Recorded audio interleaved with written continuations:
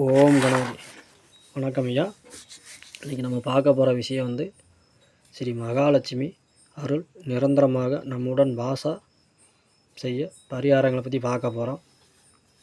ஒரு மனுஷனுக்கு வீடு வாசல் பணம் செல்வம் எல்லாம் இருந்தால் தான் நம்மளை 4 பேர் மதித்து நல்லா கலகலன்னு பேசுவாங்க, நல்லா சர்ச்சை இது பண்ணுவாங்க, எல்லாம் செய்வாங்க. அப்படி பணம் செல்வம் நம்மகிட்ட எதுவுமே இல்லை அப்படின்னோம்னா நம்மளை யாருமே மதிக்க மாட்டாங்க, எந்த ஒரு இதாகாது. இப்போ வாழ்க்கை விரக்கதியாகும்.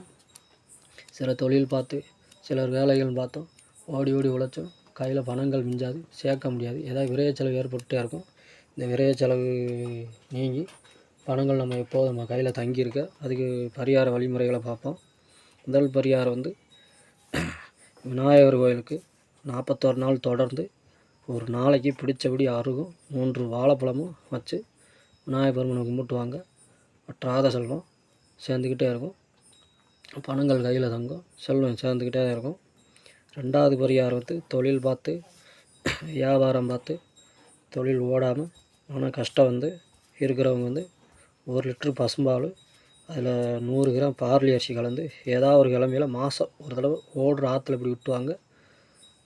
தொழில் நல்லா ஓடும், மன கஷ்டம் நீங்கி வியாபாரம் நல்லா செழிப்பாகும், செல்வங்கள் நல்லா தான் இருக்கும்.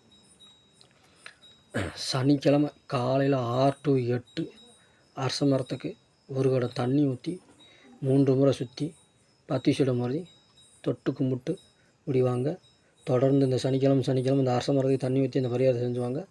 அதுவும் உங்களுக்கு நல்ல முறையில் செல்வங்கள் சேரும். ஏன்னா 6 to 8 தான் அரச மரத்தில் மகாலட்சுமி வாசம் செய்யும். மீதி நாட்கள் அரச மரத்தை தொட்டு கும்பிடக்கூடாது, சனிக்கிழமை மட்டும் அரச மரத்தை தொட்டு கும்பிடணும்.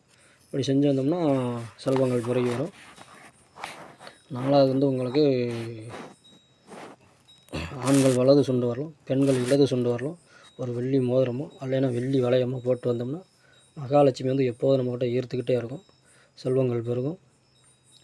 5வது கருப்பு நாய்க்கு முடிஞ்ச போதெல்லாம் பிஸ்கட்டோ இனிப்புகளை ஏதாவது கொடுத்துவாங்க. அதுவும் உங்களுக்கு மகாலட்சுமி மேலே இருக்கும். காவல் தெய்வம் நமக்கு எப்போதும் காவல் இருக்கும், செல்வம் சேர்ந்து வரும்.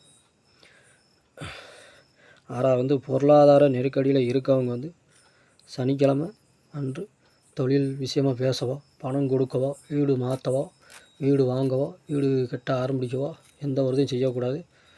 அதுவும் நம்மளுக்கு கஷ்டத்தை கொடுக்கும். வீட்டு வாசலில் கருந்துளசி வளர்த்து அதுக்கு மஞ்சள் நீர் ஊற்றி செஞ்சுவாங்க. அதுவும் நல்ல முறையில் கடன்கள் அடையும், செல்வம் பெருகும், இதாகவும் இருக்கும். ஓம் கணபதி. வணக்கம் ஐயா.